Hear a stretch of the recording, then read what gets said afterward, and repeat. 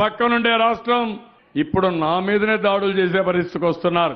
చంద్రబాబు నాయుడు గారికి ఆయన పుత్రరత్నానికి ఒక మంచి అలవాటు ఉంది. అదేంటంటే అడ్డంగా దొరికిపోవడం, దొరికిపోయిన తర్వాత మిద్దెలెక్కి అరవడం, బుకాయించడం. అప్పుడు ఓటుకు నోటు కేసులో మన వాళ్ళు బ్రీఫ్డ్ మీ అని అడ్డంగా దొరికిపోయారు. ఆ రోజు నుంచి ఈ రోజు వరకు మళ్ళీ చంద్రబాబు నాయుడు గారు అప్పుడు కూడా ఇట్లా రంకెలేశారు. ఏమని? మా మీద మా ఫోన్లు ట్యాప్ చేస్తారు. అంతేగాని ఏనాడు కూడా నేను కాదు అన్నదన్న మాట మాత్రం పొరపాటున కూడా అన్నాడు. నిన్న తాజాగా ఒక కేసు పెట్టారు. అది ఏంటంటే మన ప్రభుత్వం యొక్క డేటా ఎవరో దొంగిలిస్తే అది హైదరాబాద్లో ఉండే పోలీసులు కాపాడతారంట. చాలా సిల్లిగా మాట్లాడుతున్నారు. ఏమంటారు? తెలంగాణ పోలీసులు, తెలంగాణ అధికార వ్యవస్థ ఈ ఐటీ గ్రిడ్ అనే కంపెనీ మీద దాడులు చేసింది. అయ్యా, జరిగింది ఏంటంటే ఇప్పుడు అమరావతి అనేది మీ రాష్ట్రం, మీ రాజధాని.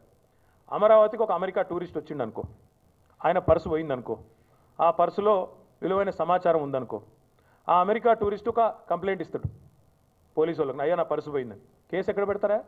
అమరావతిలో పెడతారా, అమెరికాలో పెడతారా? అమరావతిలో పెడతారు కదా. అమెరికా టూరిస్ట్ అని చెప్పి అమెరికాలో కేసు పెట్టరు కదా.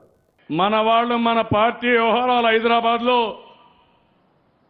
వీళ్ళంతా కూడా ప్రొఫెషనల్స్ ఉంటే వాళ్ళు మన పార్టీ డేటా అంతా కూడా అప్డేట్ చేస్తూ ఉంటే మనం వాళ్ళ దెబ్బతీయడానికి, మన పార్టీ డేటా వైఎస్ఆర్ కాంగ్రెస్ ఇవ్వడానికి పోలీసులు వచ్చి దాడి చేస్తే ఖబర్దార్ జాగ్రత్తగా ఉండండి. జరిగింది క్రైమ్ ఇక్కడ, సంస్థ ఇక్కడే ఉంది. ఇచ్చిన వ్యక్తి, కంప్లైంట్ ఇచ్చిన వ్యక్తి ఇక్కడోడు. యాక్ట్ చేయాలన్నా వద్దా? మేము యాక్షన్ తీసుకోవాలి కదా. చేసింది తప్పు, పైపెచ్చు దొంగకు నోరెక్కువ అని తెలంగాణ ప్రభుత్వం మీద దుమ్మెత్తిపోస్తూ ఉన్నారు. సిగ్గుండాల చంద్రబాబు నాయుడికి, ఆయన ప్రభుత్వానికి.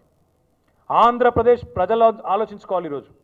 ఇట్లాంటి దుర్మార్గమైన ముఖ్యమంత్రి మీకు సంబంధించిన వ్యక్తిగత సమాచారాన్ని మీ పర్మిషన్ లేకుండా ఈరోజు తెలుగుదేశం పార్టీకి, ఆ పార్టీకి సంబంధించిన కొన్ని సంస్థలకు అమ్ముకుంటున్నారో మరి అప్పనంగా ఇస్తున్నారో నాకు తెలియదు. కానీ అట్లాంటి ముఖ్యమంత్రి కొనసాగడం ఇంకా నైతికమైన, ఆయనకి ఏమైనా నైతిక బాధ్యత, సిగ్గు ఏమైనా ఉంటే నిజానికి ఆయన విచారణకు ముందుకు రావాలి. రేపు ఇదే మరుగా ఐటీ కంపెనీల పైన ఎక్కడో డేటా ఉంది, ఎవడో ఫిర్యాదు ఇచ్చాడు, దారిని పోయే దానా ఇచ్చాడు, నేను మిమ్మల్ని రేజ్ చేస్తున్నాను, మిమ్మల్ని అరెస్ట్ చేస్తున్నానంటే ఇది న్యాయమని అడుగుతున్నా. మీకు ఎవడిచ్చాడు అధికారం అడుగుతున్నా.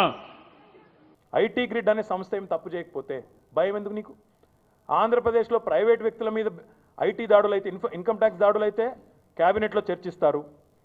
తప్పు చేయకపోతే భయం ఎందుకు? విచారణ ఎదుర్కోవడానికి భయం ఎందుకు పడాలి? కోర్టుకు ఎందుకు వెళ్ళాలి?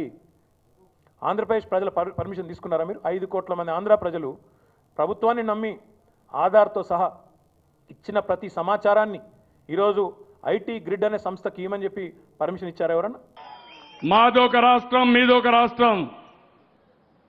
ఈరోజు నేను అడుగుతున్నా, మీకు ఆంధ్రాలో పార్టీ లేదు, మీరు మమ్మల్ని ఓడిస్తామంటున్నారు. అందుకే తమ్ముళ్ళు మీకు కూడా రోషం రావాలి.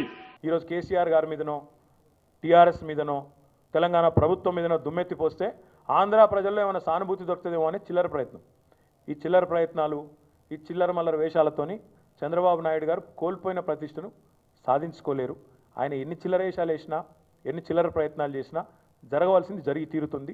మీరు దొంగతనం చేయకపోతే చంద్రబాబు నాయుడు గారు ఆంధ్ర ప్రజల సమాచారాన్ని మీరు దొంగతనం చేసి ఐటీ గ్రిడ్ అనే సంస్థకు అప్పగించకపోతే, మీ పార్టీ యొక్క తొత్తులకు అప్పగించకపోతే నీకు భయం ఎందుకు? అడ్డంగా దొరికినా, రెడ్ హ్యాండెడ్గా దొరికినా మిద్దెలెక్కి అరవడం, గొంతెక్కి అరవడం, ఆయన పాపం ఆయన మాట్లాడితే రాసే 2 పేపర్లు ఉన్నాయి. కాబట్టి ఏది పడుతుంది మాట్లాడతాడు, ఏది పడుతుంది రాయించుకుంటాడు. దానికంటే మేము చేయగలిగిందండి. డేటా థెఫ్ట్ చేసిన వాళ్ళు సిగ్గుపడాలి ముందు. Let Lokesh and let Chandrababu Naidu accept that there has been a data theft.